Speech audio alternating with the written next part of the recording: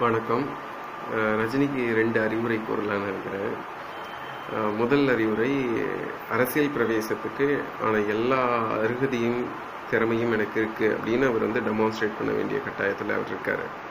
2வது, தான் பச்சை தமிழன் மட்டும் இல்லை, நான் பச்சோந்தி இல்லை அப்படிங்கிறதையும் அவர் சொல்ல வேண்டிய கடமை அவருக்கு இருக்குது. இப்போ பார்த்தீங்கன்னா, அவர் உண்மையாலுமே ஒரு நல்ல நடிகர், நல்லா நடிச்சிருக்காரு நிறையா படங்களில். அது மட்டும் பத்தாது.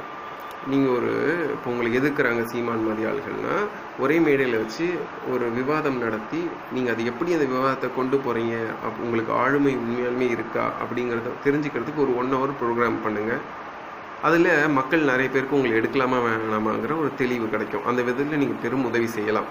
நீங்கள் இந்த 1 hour ப்ரோக்ராமுக்கு என்னால் வர முடியாது, டைம் இல்லைங்கிற மாதிரி சாக்கு சொல்லிட்டு இருந்தீங்கன்னா, உங்களுக்கு அந்த திறமை இல்லைன்னு நீங்களே ஒத்துக்கிறதா அர்த்தம். நீங்கள் இது மாதிரியான ஸ்டண்ட் ஸ்டேட்மெண்ட்ஸ்லாம் உங்களோட படத்துக்கான மார்க்கெட்டிங்காகவோ இல்லைனா ஒரு சுயலாபத்துக்காக செய்கிறதா தான் எங்களுக்கு தோணும். ஸோ உண்மையாலுமே உங்களுக்கு மனசுக்கு இந்த சிஸ்டம்லாம் சரி பண்ணணுங்கிற உங்களுக்கு நியாயமான ஒரு ஆசை இருந்ததுன்னா, ஒரு மேடைக்கு நீங்கள் பேசி உங்களோட திறமையை நீங்கள் காட்டினீங்கன்னா எங்களுக்கு உங்களை செலக்ட் பண்ணுறதுக்கான ஒரு வாய்ப்பாக அமையும். இது 1.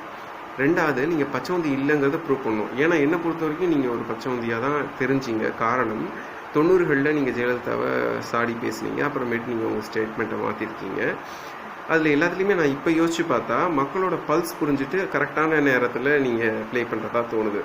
இப்போ டிஎம்கேவும் ஸ்ட்ராங்காக இல்லை, ஏடிஎம்கேவும் ஸ்ட்ராங்காக இருக்கும் போது இப்போ நம்ம உள்ள நுழைஞ்சா நமக்கு நல்லா இருக்கும் அப்படின்னு நீங்கள் யோசிக்கிறதா தான் எனக்கு படுது. அப்படி இல்லைன்னு நீங்கள் சொல்ல விரும்புகிறீங்கன்னா, நீங்கள் வெளிப்படையாக எனக்கு இவ்வளோ சொத்து இருக்குது, கர்நாடகாவில் இவ்வளோ இருக்குது, கேரளாவில் இவ்வளோ இருக்குது, இது மாதிரி எங்கெங்கெல்லாம் சொத்து இருக்கிறவங்கலாம் இருக்குது, தமிழர்களுக்காக நான் ஏதாவது செயல் செஞ்சு இதில் இப்போ கர்நாடகாவில் எனக்கு 100 கோடி ரூபா சொத்து இருக்கா, 100 கோடியும் போனால் கூட நான் பேக் ஆஃப் ஆக மாட்டேன், போய் நான் கர்நாடகார்கிட்ட சாரி சொல்ல மாட்டேன், இது மாதிரி நீங்கள் எங்களுக்கு ப்ராமிஸ் கொடுத்தீங்கன்னா நாங்கள் தைரியமாக உங்களுக்கு ஓட்டு போடலான்னு எங்களுக்கு தோணும்.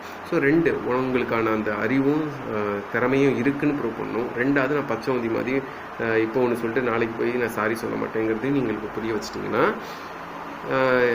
எங்களோட அறிவை பயன்படுத்தி உங்களுக்கு கொடுக்கலாமா இந்த வாய்ப்பு வேணாமான்னு எங்களுக்கு முடிவெடுக்கிறதுக்கு ஈஸியாக இருக்கும். ஸோ நீங்கள் அதை செஞ்சீங்கன்னா உங்களுக்கும் நல்லது, எங்களுக்கும் நல்லது.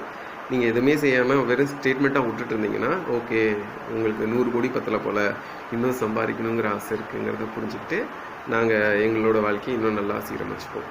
நன்றி.